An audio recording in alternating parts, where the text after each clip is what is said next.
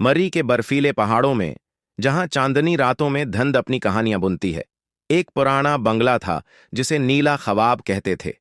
ये बंगला कभी एक मशहूर मुसन्निफ इरफान रहीम का था, जो अपनी पुरासरार कहानियों के लिए जाना जाता था। कहते हैं, इरफान एक रात अपनी आखिरी कहानी लिखते हुए गायब हो गया, और उसकी बीवी समीरा इसके बाद कभी बंगले से बाहर न आई।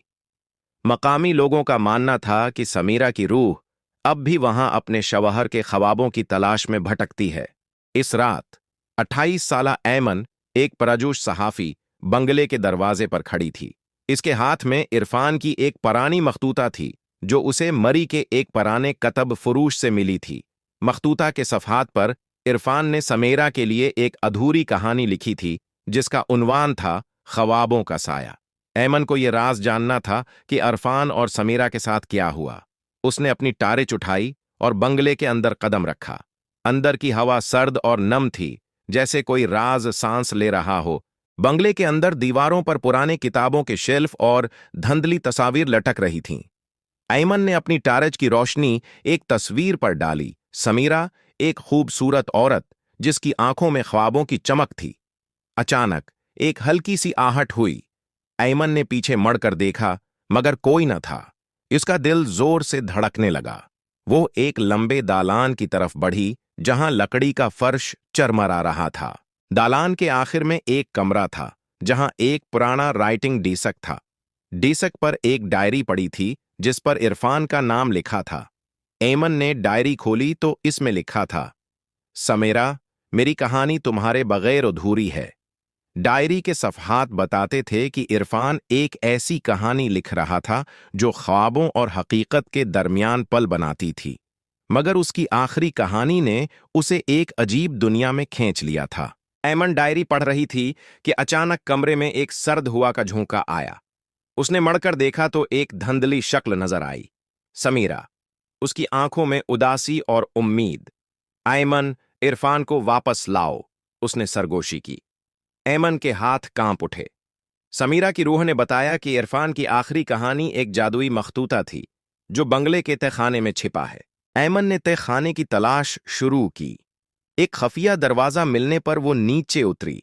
तहखाने में एक पुराना आईना था, जिसके पीछे एक मखतूता छिपा था।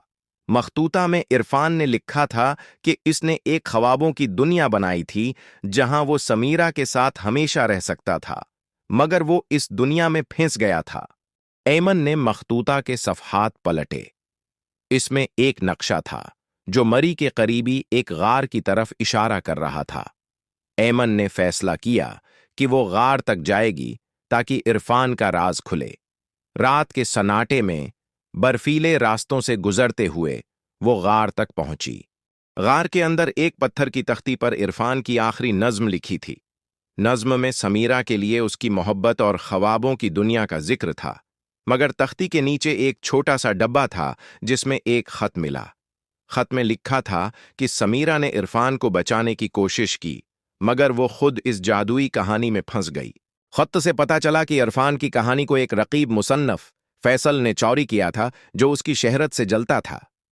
फैसल ने इरफान और समीरा को एक जादुई मखतूता के जरिए ख्वाबों की दुनिया में फंसाया था, ताकि वो उनकी कहानी को अपना बना सके। ऐमन हैरान रह गई।